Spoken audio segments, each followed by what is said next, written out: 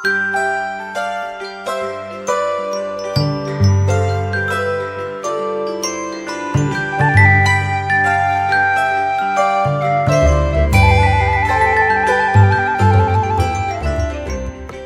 pagi sahabat GPIB, kembali berjumpa dalam program Morning Call bersama saya Pendeta Esther Sela Juniarti sebagai pendeta jemaat di GPIB Panita Anjungan. Dalam hal ini saya diutus di dua pos Pelkes yang ada, yakni pos Pelkes Batu Karang Dandang dan pos Pelkes Mahmuraja Pakadu. Sahabat GPIB, sebelum kita melakukan aktivitas pada hari ini, mari kita memohon tuntunan Roh Kudus Tuhan untuk menyertai setiap langkah kehidupan kita. Namun sebelumnya mari kita bersatu hati dalam doa. Kita berdoa.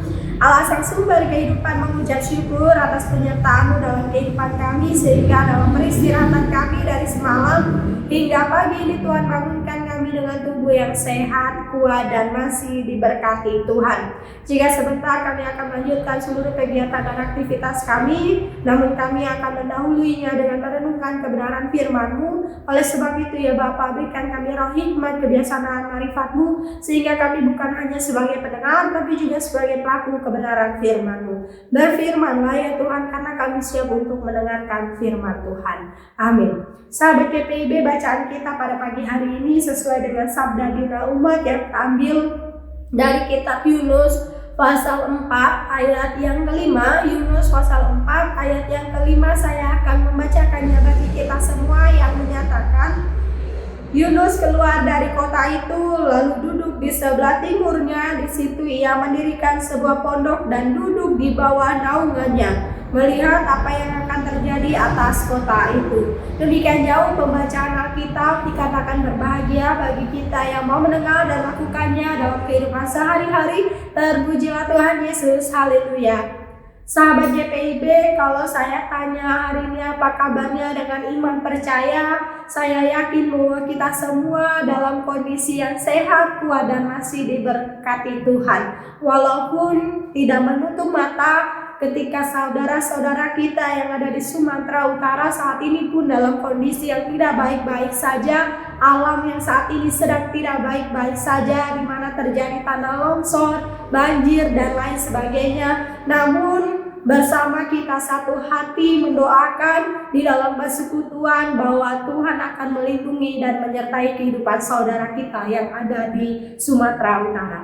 Sahabat GPIB yang terkasih dalam Tuhan, renungan firman Tuhan hari ini melibatkan dua gambaran, yakni gambaran kota Niniwe dan gambaran Yunus yang diutus oleh Allah untuk pergi ke kota Niniwe. Sahabat GPIB, kalau kita mau melihat kota Niniwe adalah kota yang sangat besar, kota yang sangat mengagumkan besarnya, dari mana kita tahu dari firman Tuhan yang terambil dari kitab Yunus pasal 3 ayat 3b, dikatakan bahwa Niniwe adalah sebuah kota yang mengagumkan besarnya, 3 hari perjalanan luasnya, sehingga di sana masyarakat ataupun orang-orang yang ada di sana kurang lebih di pasal 4 menyatakan bahwa ada 120.000 orang, bahkan ternaknya juga cukup sangat banyak. Jadi tidak heran jika kita melihat di kota Niniwe ada banyak sekali kejahatan secara moralitas yang terjadi di sana. Oleh sebab itu Allah mengutus dan juga memanggil Yunus untuk pergi memberitakan kepada orang-orang yang ada di kota Niniwe bahwasanya mereka harus bertobat dan kembali kepada Allah. Kalau kita mau melihat di pasal 1 ayat 1 hingga yang seterusnya, di situ Allah memanggil Yunus untuk pergi ke kota Niniwe. Namun yang terjadi apa sahabat GPIB? Yang terjadi Yunus pergi ke Tarsis melalui kapal yang ditumpanginya. Apa yang terjadi ketika di pertengahan jalan ataupun ketika ia menuju ke arah Tarsis? Allah memberikan angin ribut yang kencang sehingga orang-orang yang ada di dalam kapal beserta isinya juga merasa takut. Lalu singkat cerita, dilemparlah Yunus ke dalam laut, dan apa yang terjadi sahabat GPIB? Yunus dimakan oleh ikan. Tidak diketahui pasti ikannya apa, lalu jenis apa, namun yang pasti kita mau melihat apa yang dilakukan Yunus ketika ada di dalam perut ikan. Di pasal yang kedua kita melihat bahwa Yunus melakukan dua hal, yakni berdoa dan berpuasa. Lalu Allah mendengar. Satu hal yang mau kita lihat dari kisah Yunus bahwa Allah punya kedaulatan atas kehidupan kita, sehingga Allah mendengar lalu memuntahkannya kembali ke darat. Sehingga tanpa basa-basi Yunus pergi ke kota Niniwe, tapi dengan sangat sedih hati bahwa dia melakukannya tidak dengan ketulusan hati, tidak dengan kemauan, melainkan karena ada hal yang dia rasa itu harus sesuai dengan apa yang menjadi kemauannya. Oleh sebab itu sahabat GPIB, melalui firman Tuhan hari ini kita mau diingatkan bahwa panggilan kedua Yunus melibatkan ia untuk tidak basa-basi lalu pergi ke kota Niniwe, dan dia melakukan apa yang menjadi perintah Allah. Dan peristiwa ini mau mengingatkan satu kedekatan, bagaimana Yunus bersama dengan Allah memiliki kedekatan yang intens ketika ada di dalam perut ikan. Dan peristiwa ini mau memperlihatkan bagi kita bagaimana kedekatan kita bersama dengan Allah. Sahabat GPIB yang diberkati Tuhan, bahwa Yunus punya kedekatan pribadi dengan Allah, dan ia membuatnya semakin menyadari bahwa Allah itu pengasih dan penyayang, panjang sabar dan berlimpah kasih setia. Kalau kita mau baca di pasal 4 ayat 1 hingga ayat yang keempat, di mana Yunus mau melihatkan bahwa Allah itu pengasih dan penyayang, panjang sabar dan juga berlimpah kasih setia, sehingga dalam rasa yang dia lakukan di dalam kehidupannya, bahkan kalau kita mau melihat di pasal 4 ada dialog yang terjadi antara Yunus bersama dengan Allah. Dialog itu mau menyatakan bahwa ada secara emosional rasa frustasi dalam kehidupan Yunus. Mengapa demikian? Karena kita mau melihat di awal dalam panggilannya yang kedua kali, yang ia lakukan ada keraguan dalam hidupnya, sehingga ia merasa frustasi. Bahkan di ayat yang ketiga ia mengatakan, lebih baik aku mati saja daripada aku harus hidup. Sehingga Allah mengatakan, mengapakah engkau harus marah?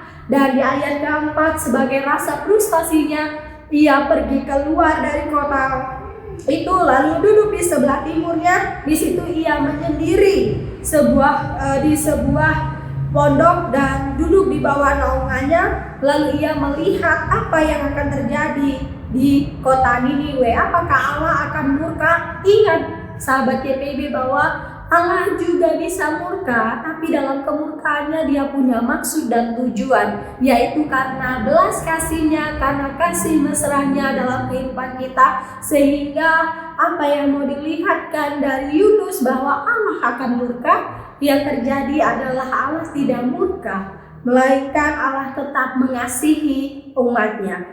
Sahabat GPIB, dari cerita yang sudah kita dengar, bahkan sudah kita renungkan, kita akan melihat dan belajar dari Yunus bahwa dalam kehidupan kita Allah yang punya kedaulatan, sehingga tidak bisa apa yang kita harapkan kita tutupi, kita harus paksakan. Tapi bagaimana harapan Allah yang menjadi kehendak kita. Lalu apa yang mau kita refleksikan dalam kehidupan kita sehari-hari? Yang pertama sahabat GPIB, Tuhan punya kedaulatan, sehingga bagaimana kita mau merespon kedaulatan Allah dengan cara yang sama yang dilakukan oleh Yunus, berdoa dan berpuasa. Hanya itu yang menjadi kekuatan kita untuk merasakan kedaulatan Allah dalam kehidupan kita. Lalu yang kedua, apa yang mau kita lihat dari firman Tuhan yang kita lakukan dalam kehidupan sehari-hari? Belajar bersyukur, karena melalui kejadian yang ada saat ini, bahkan bencana alam yang terjadi, tanah longsor, banjir, kita mau diingatkan untuk kita introspeksi diri, untuk kita mau dikoreksi oleh Allah supaya kita tahu sejauh mana kedekatan kita dengan Allah. Sehingga jangan lagi kehidupan kita secara ekstrovert, tapi mari kita bersama-sama menggunakan ataupun mengandalkan kehendak Allah. Lalu yang terakhir, apa yang kita lakukan dalam kehidupan sehari-hari? Sekalipun kita berbeda pendapat dengan Allah, tapi satu hal yang mau kita lihat, bahwa kehendak Allah, mukjizat Allah, kedaulatan Allah lebih besar daripada pendapat kita. Sehingga saat ini kita mau belajar, siapapun kita, dimanapun kita berada, kita punya pendapat, kita punya argumentasi dalam kehidupan kita. Lalu argumentasi kita tidak sesuai dengan apa argumentasi Allah, tapi ingatlah bahwa kehendak Allah lebih indah dalam kehidupan kita, karena Allah itu pengasih dan penyayang, penyabar, serta penuh dengan belas kasih. Kiranya firman Tuhan hari ini menguatkan hidup beriman kita. Mari kita tutup dalam doa, kita berdoa. Allah sang sumber kehidupan, kami mengucap syukur melalui kebenaran firman-Mu. Kami boleh diingatkan bahwa hidup kami adalah kedaulatan Allah, sehingga apa yang terjadi dalam hidup kami boleh kami introspeksi, boleh kami koreksi di dalam kehidupan sehari-hari, agar supaya kehendak Allah yang jadi dalam kehidupan kami. Sehingga apapun yang kami lakukan ya Bapa, kami memohon kiranya Engkau menyertai dan memberkati dalam langkah juang iman kami. Bahkan saat ini kami mau mendoakan bagi saudara-saudara kami yang jauh terpisah daripada kami, yang saat ini mengalami bencana alam di Sumatera Utara dengan berbagai titik yang ada. Kami memohon kiranya Engkau memberikan penghiburan dan kekuatan, serta Engkau melindungi dan menyertai kehidupan mereka, sehingga banyak orang-orang yang akan melihat dan memiliki belas kasih untuk tetap setia memberikan dukungan, doa, dan topangan, baik itu secara material maupun secara moral dalam kehidupan berbagai saudara-saudara kami yang ada di Sumatera Utara dan dimanapun mereka berada. Dalam kehidupan kami sehari-hari, apapun yang kami lakukan, kami memohon kiranya Rohul Kudus Tuhan menyertai dan memberkati seluruh langkah juang hidup kami, dimanapun kami berada. Baik kami yang akan sekolah, kiranya Tuhan memberikan roh hikmat, kebijaksanaan, marifat, roh kepandaian, agar kami boleh menempuh pendidikan dengan penuh hikmat Tuhan, dan boleh membanggakan kedua orang tua, terlebih-lebih lagi boleh membanggakan Allah sang pemilik kehidupan. Dan juga ajarkan anak-anak kami tetap setia kepadamu dan takut akan Tuhan. Baik kami yang saat ini dalam mencari pekerjaan, kami percaya bahwa Roh Kudus Tuhan telah menyediakan lapangan pekerjaan bagi umatnya yang saat ini menantikan pekerjaan. Bahkan bagi umatnya yang saat ini dalam bekerja, dimanapun mereka bekerja, baik itu di ladang, di sawah, di kantor, dan juga di kebun, dan juga dimanapun mereka berada di toko Tuhan, kiranya Engkau memberkati, menyertai sawah ladang yang dikelola, bahkan kantor yang saat ini boleh dikelola juga ya Bapa. Engkau yang memberkati dalam kehidupan sehari-hari ini kami Tuhan. Kami menyadari setiap kami memiliki salah dan dosa dalam kehidupan kami. Kami memohon pengampunan-Mu, kiranya Engkau memberikan pengampunan atas kehidupan kami yang berdosa ini. Ini doa dan harapan kami yang kami naikkan hanya ke dalam tangan Tuhan Yesus Kristus yang adalah Tuhan dan Juru Selamat kami yang hidup. Kami telah berdoa dan mengucap syukur kepadamu. Amin. Sahabat GPID, selamat melakukan aktivitas sehari-hari. Kiranya Tuhan menyertai dari pagi, siang, sore hingga malam hari. Tuhan memberkati. Amin.